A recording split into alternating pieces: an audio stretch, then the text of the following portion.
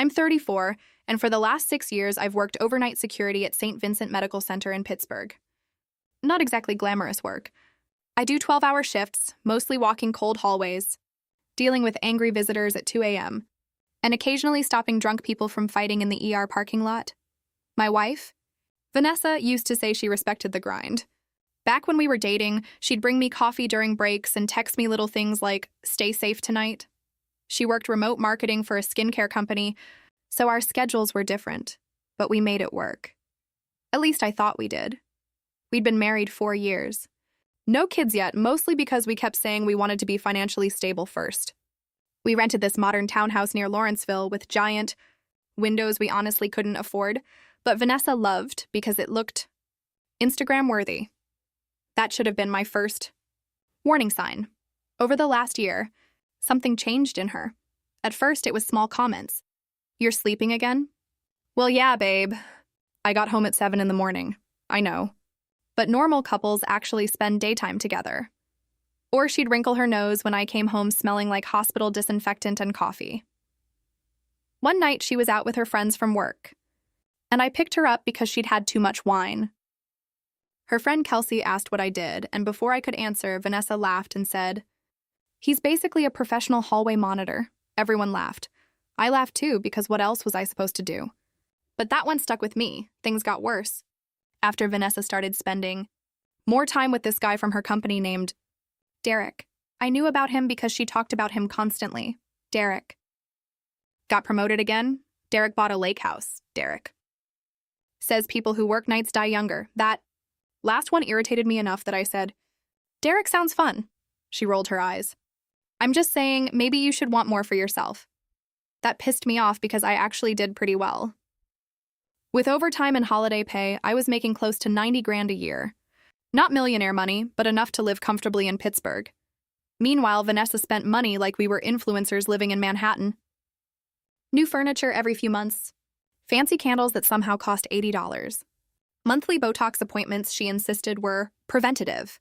And every time I mentioned budgeting, she'd somehow circle it back to my job. Maybe if you worked a more ambitious career, we wouldn't have to stress. That one hurt because my dad worked nights his entire life at a steel mill outside Scranton. My mom worked diner shifts. I grew up respecting people who worked odd hours. Vanessa grew up different. Upper middle-class family in Connecticut. Her dad was a financial advisor. Her mom owned a boutique. They acted polite toward me, but always had this subtle disappointment. Like their daughter married a guy who parked cars. Instead of a hospital security supervisor, the real turning point happened 3 months ago. I came home early because another supervisor covered the second half of my shift. I figured I'd surprise Vanessa with breakfast. When I walked in, she was on the couch in this silk robe, laughing on FaceTime. The second she saw me, her expression changed. "Gotta go," she said quickly and hung up. "Who was that?" "Kelsey." But I'd seen a man's reflection in the little preview box before the call ended. I remember just standing there holding breakfast sandwiches, feeling stupid. "You sure?" "Yes, Jason. Jesus." Then she got defensive immediately, which made me suspicious. "Why are you interrogating me?" I didn't have proof, so I dropped it. But after that, I started noticing things. She angled her phone away from me, started taking work, calls on the balcony, changed her passcode after using the same one for years, and she became weirdly cruel about my schedule. One afternoon, I woke up around 3 and walked downstairs. Vanessa was in the kitchen with her laptop.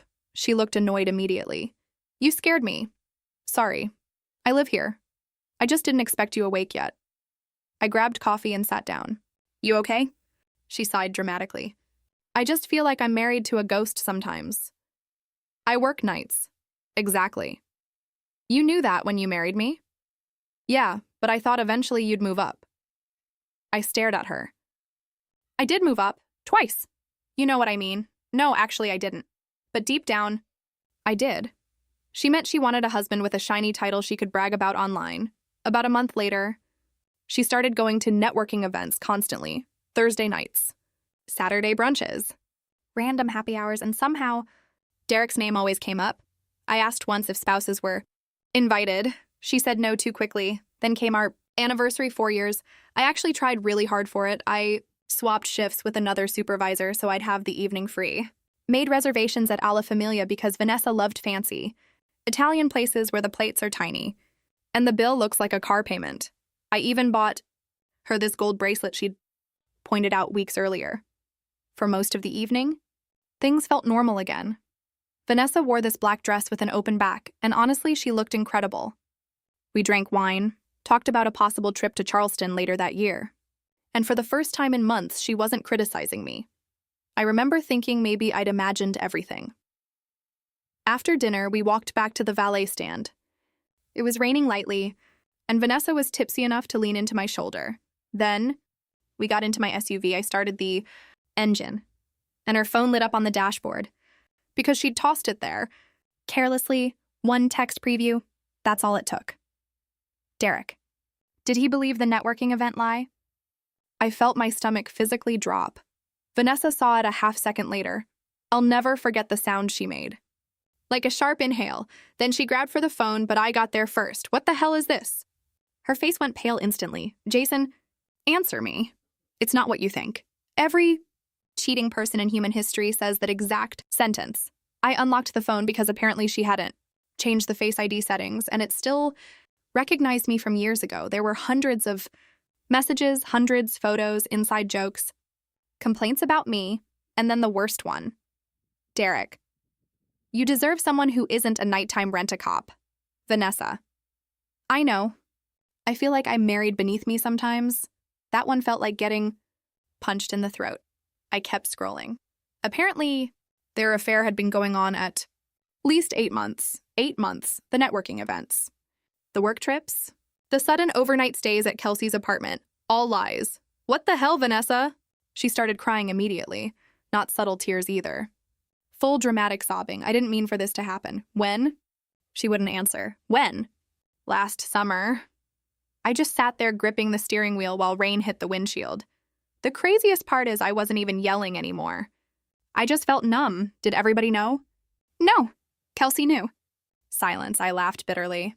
Wow. She kept trying to touch my arm and I kept pulling away. Jason, please listen to me. Things between us have been bad for a long time. So you cheated. It wasn't just sex. Oh, good. That makes it classy.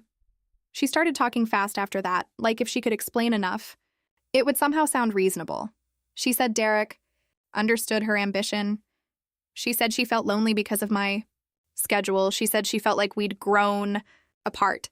Then she said something that genuinely changed. The way I saw her forever, I just thought I'd end up with someone more successful. Stared at her. There it was. Finally honest. Not about loneliness. Not emotional connection. Not some missing spark. Status. That's what this was about, I asked quietly. Then why stay married to me? And she actually answered. Because I do love you. That nearly made me laugh. You don't do this to someone you love. I drove home in complete silence. When we got there, she followed me inside begging to talk. Crying, swearing she'd end things with Derek. But honestly, once I saw those texts, something inside me shut off. I told her to sleep in the guest room. She tried arguing until I said, if you come near me right now, I'm calling your parents and reading every text out loud. That finally got her quiet. I didn't sleep at all that night. Around 4 a.m, I sat in my car outside of Sheetz drinking terrible coffee and rereading everything from her phone because I'd sent screenshots to myself. And it got even worse. Turns out Derek was married too. Not only that, Vanessa had mocked me repeatedly to him. She complained about my uniforms, made fun of my sleep schedule, even joked about me. Bringing leftovers home from hospital appreciation lunches, the fier. Woman I'd spent 4 years supporting was humiliating. Me behind my back to impress some corporate guy with veneers the next morning. Vanessa tried acting calm. I think we should do counseling. I remember looking at her while she stood there in matching cream-colored loungewear like some influencer apology video. You already made your choice. That's not fair, I laughed. You slept with another man for 8 months. It wasn't supposed to get serious. Oh, awesome. Much better. Then she had the audacity to ask if we could keep this private. That's when I realized she wasn't sorry about cheating. She was terrified of looking bad. So I called a lawyer. 3 days later, I moved into a short-term apartment near Mount Washington. Vanessa kept texting nonstop. I miss you. We can fix this. You're throwing away our marriage. Meanwhile, I later found out she was still seeing Derek. My lawyer told me not to engage emotionally, so I kept communication mostly about logistics, but karma showed up faster than I expected. About 2 weeks after I moved out, Derek's wife discovered everything, and apparently she discovered it publicly. According to Kelsey, who suddenly wanted to be my friend once the affair exploded, Derek's wife confronted him during a company fundraising event.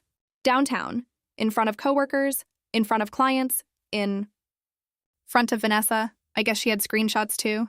Derek got escorted out by security. Honestly, poetic. Then things really unraveled. Apparently, HR got involved because Derek was Vanessa's supervisor. A month later, Derek resigned. Vanessa lost her job shortly after during department restructuring, which everyone knew was corporate code for please disappear, quietly. Suddenly, the ambitious, successful fantasy man wasn't looking so shiny anymore, and Vanessa started panicking. She called me, crying one night because she couldn't afford the townhouse rent alone. I almost reminded her she wanted someone more successful. Instead, I just said, talk to your lawyer. The divorce process took 7 months. Kids made it easier, still emotionally exhausting. Though, the weirdest part was how many people already suspected. Something one of my coworkers admitted Vanessa had been seen around Pittsburgh with Derek multiple times. Another friend told me she always acted embarrassed when discussing my job at parties. Felt humiliated realizing I'd been the last person to know. But the final nail in the coffin came during mediation. Vanessa started crying again about how we lost our connection, and I finally asked her something I'd wondered for months. If I'd been a surgeon instead of hospital security, would you have cheated? She didn't answer. That silence told me everything. The divorce finalized last winter. Vanessa moved to Philadelphia afterward, apparently to stay with family temporarily. Last I heard, Derek went back to his wife for a while, then they split anyway. As for me, honestly, life got better, not instantly. The first few months sucked. I stopped trusting people for a while. Worked too much. Drank more than I should have. But eventually things settled. I transferred to a newer hospital campus with better pay and fewer overnight emergencies. Started working out again. Started sleeping normally on my off days. And funny enough, I met someone. Her name's Erin. She's an ER nurse. The first time she came over after a shift, she kissed me while I was still half asleep and smelling like stale coffee. Then she laughed and said, night shift people are built different.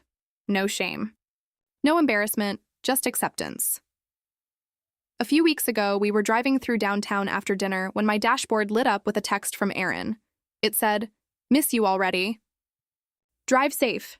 And for a second, I just stared at it, thinking about how one glowing phone screen destroyed my marriage. And another somehow reminded me not everyone is cruel.